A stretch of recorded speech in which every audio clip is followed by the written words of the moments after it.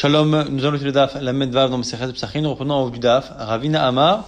Donc Ravina propose de dire que finalement, on pourrait très très bien penser que Yesh Isur Shechala Isur, c'est qu'on peut avoir un interdit qui se greffe à un autre interdit, mais malgré cela, la Torah aurait dit que on ne peut avoir de matzah qu'avec quelque chose qui n'a que un interdit potentiel de chametz. Afilut et marabanan, même si la chachamim non pas selon Rabbi Shimon, Mishe Isuro Mishum Bal Tochal Bilvan, la matzah ne concerne que quelque chose qui aurait potentiellement un interdit que de chametz. Il s'agit de Isuro Mishum Bal Tochal Chametz Bilvan, et là Mishum Bal Tochal Tevel, ce qui exclurait le cas où il y aura un autre Isur à part qui serait Tevel. L'Agma dit le problème, c'est que la Torah n'a pas l'air de distinguer un interdit par rapport à un autre. Midé Bilvad, c'est pas marqué dans la Torah Bilvad. Et là, Mechavata qui est des Rav Shechet, donc on préfère dire comme Rav Shechet que c'est parce qu'on pense qu'il n'y a qu'un seul Issour, et s'il y a un Issour Tevel, c'est qu'il ne peut pas y avoir Issour Chametz, et donc il ne peut pas y avoir de Mitzvah de Matzah. Maintenant, on rapporte une Baraita Tana Rabbanan, Yachol Yotzadam Yidechoato B'Matzah Sheni B'Yerushalayim, Tamud Lomar, Lechem Oni. Est-ce qu'on peut faire la Mitzvah avec du Maaser Sheni quand on le mange à Jérusalem dans les conditions normales? Eh bien, ici, la Baraita nous dit non. Pourquoi? Parce que c'est Lechem Oni. Et Lechem Oni, ici, on va le lire avec un Aleph à la place du Raïn, et qui doit se manger dans un état où on pourrait être en deuil. Oni minashon aninot. Mash nechal baninot. Yatzadeh sheno nechal baninot. Et la besimcha. Ce qui exclut le Maaser Sheni, qui se mange de manière joyeuse à Yerushalayim. C'est pour ça que Maaser Sheni n'est pas inclus. C'est la dracha de Oni, Milachon Oni, d'ivrei Rabbi Yossi Galili. Ça, c'est la chita de Rabbi Yossi Galili. Rabbi Akiva, Omer, matzot riba. Selon Rabbi Akiva, il y a le mot matzot qui est répété pour dire que même Maaser Sheni, ça marche. Là, on va dire si c'est ça. Pour Rabbi Akiva, imken matamuloma lechem Oni. Pourquoi la Torah l'appelait ça Oni? Prat leisa sheni lo shabein veshem vache. C'est pour exclure une matzah ashira, une matzah qui est riche, enrichie en miel, en jus ou ce genre de choses.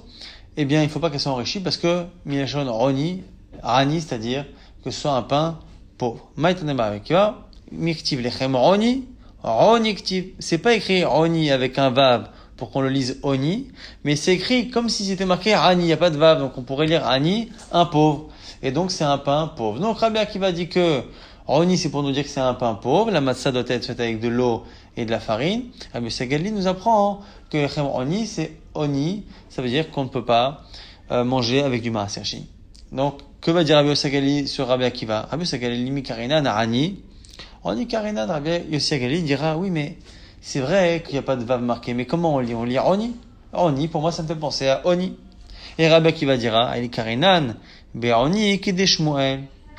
Lui dit pourquoi on le lit comme ça, Roni. C'est écrire Ani pour penser au fait qu'il ne doit pas avoir de jus ou de choses qui enrichissent. Mais par contre, le fait de le prononcer avec un vav, pour dire ce que dit Shmuel. C'est le pain à propos duquel on parle beaucoup, et c'est une allusion à la misa de la Haggadah que l'on lit et le Hallel que nous lisons le soir de Pessah quand on mange la matzah. L'Agma revient sur ce qu'on vient de dire que selon Rabbi Akiva, on ne pourrait pas faire de matzah avec autre chose que de l'eau. Ça va, Rabbi Akiva, si c'est du vin, de l'huile ou du miel, ça ne marche pas. Pourtant, il y a une braïta, Be'atania. En la shina isa bepesah ve'im beshem dvash ve'im lash Rabban Gamliel omer tisaref miyad. On a un premier avis, Rabban Gamliel, qui dit vraiment que si ça a été fait de cette manière, complètement interdit avec ces liquides-là, parce qu'il faut le brûler immédiatement, parce que c'est quelque chose qui devient chametz plus rapidement qu'avec de l'eau. Chachamim omrim te'achel. Selon Chachamim, il n'y a aucun problème. Non seulement on peut le manger après coup, mais on peut même le manger. Le faire lechatrila. Amar Rabbi Akiva, Shabbat yaita etzel Rabbi Eliezer ve Rabbi Yoshua velashti lahem isa bayin veshemen udvash velo amru li davar. Rabbi Akiva, lui, vient dire que il a fait ça devant les Chachamim et que les Chachamim ne lui ont rien dit. Donc, ici, c'est vraiment les khatrila manger, mais les khatrila même le préparer. Donc, premier avis qui dit que même si c'est fait, il faut le brûler. Donc, c'est du chametz gamo. Chachamim qui, eux, ont l'air de dire que si une fois que c'est fait, on peut le manger, mais on ne sait pas si on peut le faire vraiment les khatrila. Et Rabbi Akiva qui dit que les khatrila, on peut faire justement la matzah avec ces liquides-là.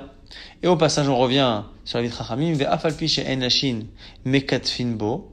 à Tanakama. Selon Tanakama, on propose de dire que même si on ne peut pas pétrir avec ces liquides, on peut tout de même, une fois qu'on a pétri avec de l'eau, eh bien, verser ou tremper un peu la pâte dans ces liquides-là. Et après, on nous dit, Chachamim, ça c'est pour Tanakama, Chachamim lui dit, non, Etche Enashim Mekatfin, Etche Enashim Bo En Mekatfin Bo. Si on n'a pas le droit de pétrir dans ce liquide, on n'a pas le droit d'en mettre sur la pâte après, que la pâte ait été pétrie. En tout cas, quoi qu'il arrive, Shavin, chez Enashim Daïsa, Beposhrim, et on dit, quoi qu'il arrive, tout le monde est d'accord, qu'on ne peut pas, même une pâte normale avec de l'eau, la pétrir avec de l'eau tiède, parce que l'eau tiède a tendance à avancer le processus de chimout, donc ça devient chametz plus rapidement. En tout cas, on voit que selon Rabbi Akiva, il a fait devant les chachamim et ils ne lui ont rien dit, donc c'est moutar les chatrila, alors que nous on avait expliqué que Roni, finalement la dracha de Rabbi Akiva, pourquoi il n'était pas d'accord avec Rabbi Yossagali, c'était pour dire justement qu'on ne pouvait pas faire de la matzah avec. La Gemara dit ça dépend de quelle matzah on parle. Si on parle de la matzah du premier soir ou la matzah de la fête.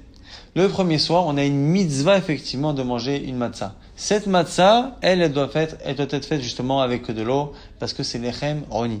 Par contre, on peut très bien penser que le premier soir on peut pas faire avec, mais les autres soirs on peut parce que ça reste pas du chametz. Lo kasher ha biyom tov rishon, ha biyom tov sheni, ça dépend si c'est le premier jour de Yom Tov ou le second jour de Yom Tov. Kedamar lehu Rabbi Yoshua ben Levi livne, comme a dit Rabbi Yoshua ben Levi à son fils. Yom HaKama, le premier jour, l'otaloshuli bechalava, ne pétrissez pas la farine pour les matzot avec du lait, mikan ve'elach, l'ushuli bechalava, mais après c'est possible. Donc on voit bien que ça peut très bien ne pas être du chametz, et donc être autorisé tous les jours de Pessah, sauf le premier soir, il faut effectivement les chemroni. Là, Gemara dit, attends, mais il y a un autre problème dans le chalavi, on a vu il y a quelques jours qu'on n'avait pas le droit de faire du pain avec du lait. Viatania, on avait une braïta anachin, et taïsa bechalav, on ne peut pas pétrir de la pâte avec du lait. Et si on l'a fait, tout le pain est interdit, de peur qu'on s'habitue qu'on faute en mangeant avec de la viande. Et là, on reprend la même règle qu'on avait dit, et finalement, à ses enfants, il leur a demandé non pas de pétrir plus tard avec du lait, mais avec du miel. Ça, c'est une des réponses possibles. Autre réponse, peut-être qu'on parle vraiment du lait. Ou peut-être qu'on parle ici en petite quantité. Et qu'en petite quantité, on peut, parce que l'interdit pour le pain qui est fait à base de lait, c'est que on ne le consomme pas tout de suite, qu'on en garde, et qu'on en vienne dans les repas suivants à oublier que c'est chalavi et de manger avec du pain. Mais faire une quantité pour le moment, ce serait bon. Mais Shavin chez Enlachim et Taïsa, Beposhrim, sur la braïta qui avait dit que tout le monde interdisait de pétrir avec de l'eau tiède. Maïshinami menachot, la Gemara pose la question, quelle différence avec les menachot? Les menachot qu'on apporte au Beit HaMikdash, on n'a pas le droit de les rendre chametz, et pourtant on peut utiliser de l'eau tiède. Dites-nan, quand les menachot ni loshot beposhrin, les menachot on les pétrit avec de l'eau tiède. Mais on fait attention de pas laisser la pâte devenir chametz. La Gemara dit oui, mais là-bas, c'est au Beit HaMikdash, c'est les kohanim. Et là-bas, ça se passe pareil. Tu peux pas appliquer l'autorisation qu'il y a pour les gens qu'on appelle zélés. Les zélés, ce sont les kohanim, qui sont réputés pour être zélés. Tu peux pas appliquer ça à la matzah qui est faite par tous les Bnei Israël. Là, Gemara dit, miltat nami latit. Si c'est ça alors, si c'est parce que au Beit HaMikdash, les kohanim font attention, on devrait même pouvoir faire ce qu'on appelle ici l'étita, c'est-à-dire rincer les grains de blé avec l'eau justement pour trier comme ça tous les déchets qu'il y a autour des grains avec de l'eau. Du coup, il faudra faire attention quand même que ça ne devienne pas chametz. Alma pourtant, Amar Abizar, Amar Rava, Barimia, Amar Shmuel, au nom de Shmuel, il a été dit, Chetin shel menachot, en lo tetinotan. Les grains de blé de menachot, on ne peut pas les rincer à l'eau. Donc tu vois bien que même les zrizim, eh bien, on a peur quand même que ça devienne chametz. Là, m'a dit, Lisha bezrizimita, les tita, leita bezrizim. La Gemara propose de dire que le pétrissage de la pâte se fait par des kohanim. Mais le fait de rincer aurait été fait par d'autres personnes, et donc c'est pour ça qu'on a interdit. Donc nettoyer les grains, comme c'est fait par tout le monde, on a peur que ça devienne chametz, que c'est pas les kohanim qui le font, donc on interdit. Par contre, pétrir sont les kohanim, alors on autorise d'utiliser des eaux tièdes qui rendent chametz plus rapidement parce qu'on sait que les kohanim la feront. Attention. Là, m'a dit, attends, mais c'est pas vrai. Même pétrir, ça ne fait pas partie de la avoda qui est obligatoirement faite par des kohanim. Velisha mita bizrizin. Est-ce que la lisha c'est vraiment les kohanim? Ve'actif c'est marqué pourtant. Ve'yetzak ale Hashem ben chule ve'vi'a el ben Aaron kohanim ve'kamatz. On a un verset là-bas qui parle justement des menachot. On dit là-bas qu'il va préparer la pâte, il va la pétrir, il va l'amener au Kohen, descendant de Aaron. Et, après c'est marqué, et il va effectivement attraper, prendre une poignée. De là, nous disent nos sages, que c'est que à partir du moment où on fait la poignée, que le Kohen intervient. Mikmitza belach mitzat keuna. Avant, non? Limed, al-yetzika, uvlila, shekshera.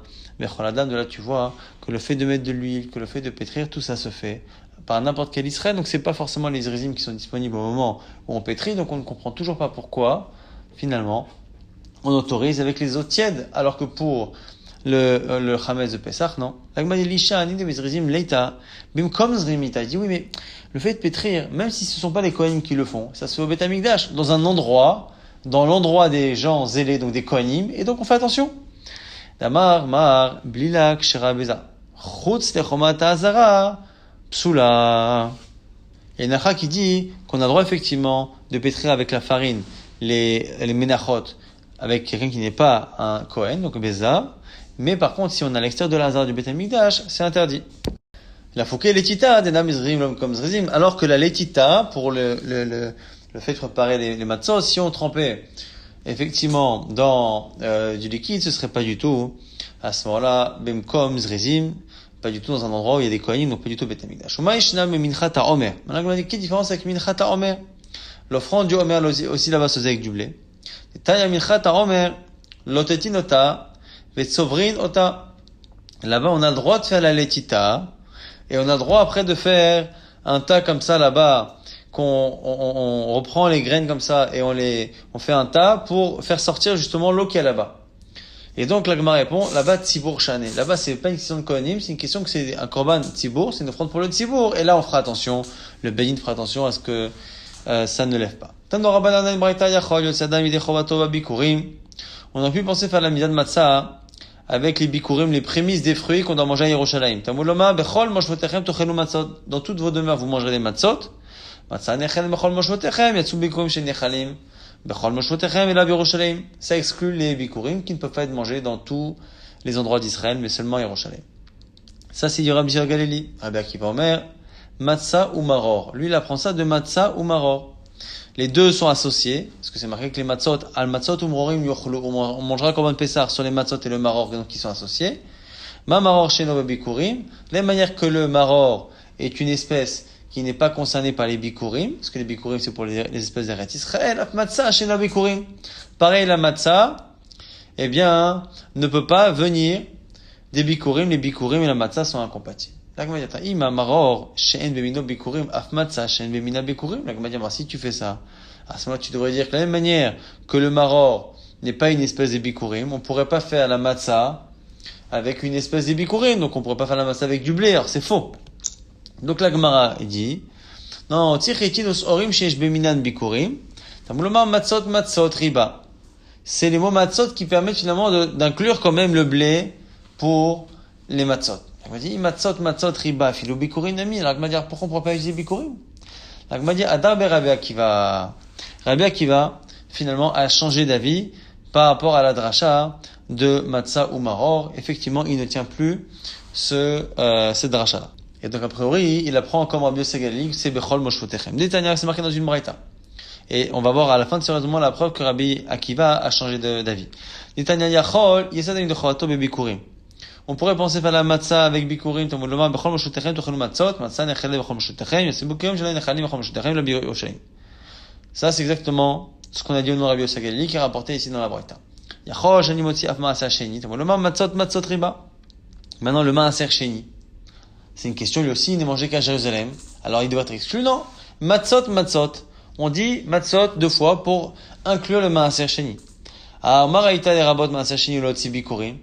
Et comment tu sais lequel tu inclus, lequel tu exclus? Tu sais qu'il y a un verset qui inclut des matzot.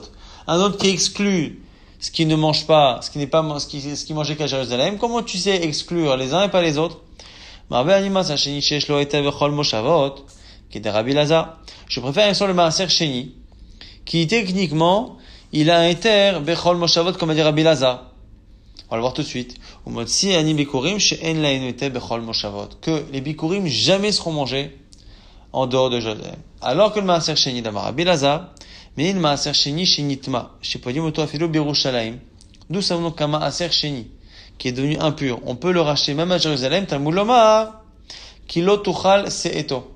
Si tu es trop loin de Jérusalem pour le manger, Kilo Tuchal Seeto, tu ne pourras pas normalement le transporter, mais ici c'est tu ne pourras pas le manger. Ve'en se'et et la achila, c'est une allusion ici à la achila, comme c'est marqué dans la Saouda que les frères de Yosef ont partagé avec lui. Vaïsam mas'ot me'ed panav, mas'ot c'était les parts du repas. Donc ici nous apprend Rabbi Lazar que l'on peut non seulement racheter, enlever le Maaser Sheni qui assure la nourriture quand c'est trop loin, mais également quand c'est impur et qu'on peut pas le consommer. L'Agma a donc terminé le raisonnement ici de la Braïta qui nous explique que finalement, on a un verset pour exclure les bikurim, mais un verset qui inclut autre chose, et donc on dit que c'est ce Maaser Sheni qui techniquement peut être mangé en dehors de Jérusalem, même si on le rachète alors qu'on est déjà à Jérusalem. En tout cas, comme on est ici dans une chita qui a l'air de dire qu'on peut inclure le Maaser Sheni, on sait que c'est Rabbi Akiva mal, Shamat Ledama Maaser Sheni Nafik B, c'est Rabbi Akiva, on a déjà vu, effectivement au début du Daf, qui disait là-bas, Matzot Matzot. Et pourtant, tu vois bien que les bikurim, ils les excluent de Bechol Moshotechem, comme Rabbi Yossi Galili. Shoamin Adarbe, tu vois bien que Rabbi Akiva lui-même a changé d'avis. Donc, les bikurim, selon tout le monde, Rabbi Yossi Galili, c'est le Rabbi Akiva, on l'exclut de Bechol Moshotechem. Rabbi Yossi Galili, Tipoklemi Lechem Oni, Mishin Echal Beoni Atzazeh, She'en Echal. Et la Besimcha, la Gemara se pose la question, pourquoi les bikurim, selon Rabbi Yossi Galili, ne sont pas exclus de Lechem Oni? On a vu Lechem Oni, que ça voulait apprendre justement qu'on ne peut pas le faire avec quelque chose qui se mange besimcha. Or, bikurim se mange besimcha, à Yerushalayim. Ça valait que Rabbi Shimon, il pense comme Rabbi Shimon, Netanya, bikurim asurim leonen, Rabbi Shimon matir. Il pense comme Rabbi Shimon qui pense contre Chachamim que les bikurim peuvent être consommés par quelqu'un qui est en deuil, qui est onen. Et la Gemara apporte justement la marque là-dessus, Maïtama de Rabbanan, dirtiv lotochal, Lotuchal, lechol bish'acha masa deganecha, v'tiroshcha v'isra, ou trumat yadecha shatiten. Tu pourras pas manger dans tes portes, masa deganecha, et trumat yadecha. Qu'est-ce qu'on appelle ici trumat yadecha? Amarmar, trumat yadecha, et lo bikurim. Deetkash bikurim le maaser. On associe les bikurim au maaser. Ma maaser, ce qu'on avait dit masa deganecha dans le verset, à la fin trumat yadecha. Ma maaser asur le onen. Le maaser chéni, effectivement, c'est marqué que c'est interdit pour un onen. Ah, bikurim, asur le onen. Ça, c'est Tanakama Rabbanan. Rabbi Shimon dit, Trouma karinu rahamana. On voit ici que ces bikurim sont appelés Trouma tiatra. Oh, la Trouma peut être mangée par un onen.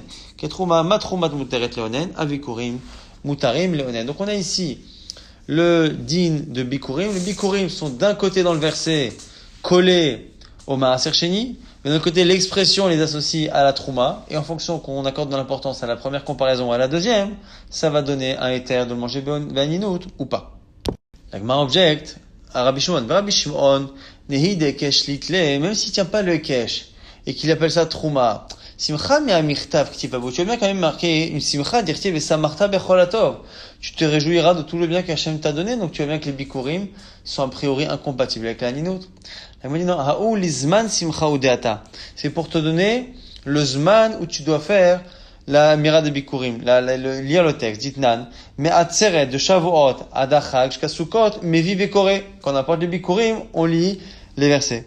Mais à chag va Chanukah, à partir de Sukkot jusqu'à Chanukah, on apportera les bikurim, ve'eno koré, parce que c'est plus un zman simcha, et donc c'est ça que vient nous dire Vesamarta becholatov, mais pas par rapport à une halakha de aninut.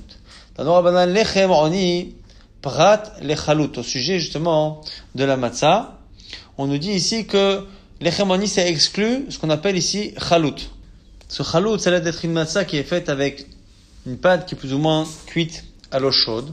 Et ashisha, c'est une grande matzah qui est justement l'inverse d'une matzah ania, c'est-à-dire une matzah qui est importante, qui est chashuva, qui est belle. On a peut-être pu penser que non, qu'en fait, oni c'est pour dire qu'il faut prendre une farine qui n'est pas nettoyée, dans laquelle il y a même les une farine donc qui est complète, qui n'est pas blanche, c'est un bouloma. Matzot, matzot, riba. Non, matzot pour dire que même si elle est nekia, afilo qui matzot chez Shlomo, les matzot du roi Salomon, c'est-à-dire évidemment pas de nekia. C'est quoi Roni? Prat et chalut ou la shisha. C'est pour exclure celle qui s'est cuite avec de l'eau et l'autre qui est ashisha, qui est très grande. Ou même mashma dai ashisha lishnelech hashivuta. Agma dit donc c'est que ashisha ça veut dire importance. Dire si c'est marqué là-bas dans Shmuel. Vechalek lechol ha'am, il a donné à tout le peuple, lechol hamon Israël, à tout Israël. Les mi'ish v'adisha, de l'homme, des hommes et des femmes. La ish, chalat lechem achat ve'eshpar echad v'ashisha echad. À chacun il donnera une chala de pain. Et ce qu'on appelle ici un eshpar et une ashisha. V'amar Rav Chanan bar Abba. Eshpar, echad mishisha bepar. Un sixième d'un animal. Ashisha, echad mishisha be'efa. Un sixième d'une efa, d'une mesure de farine. Donc on voit effectivement que ashisha c'est une grande quantité de farine. Autre version de Shmuel, pliga de Shmuel. Shmuel n'est pas d'accord d'Amar. Shmuel, ashisha, garba de chama. Lui pense que c'est là-bas un fût de vin. Ou une cruche de vin, dirtiv, et ohave, ashiché anavim. Ici, c'est un verset là-bas dans Shea qui parle de ashiché anavim, donc de cruche de vin.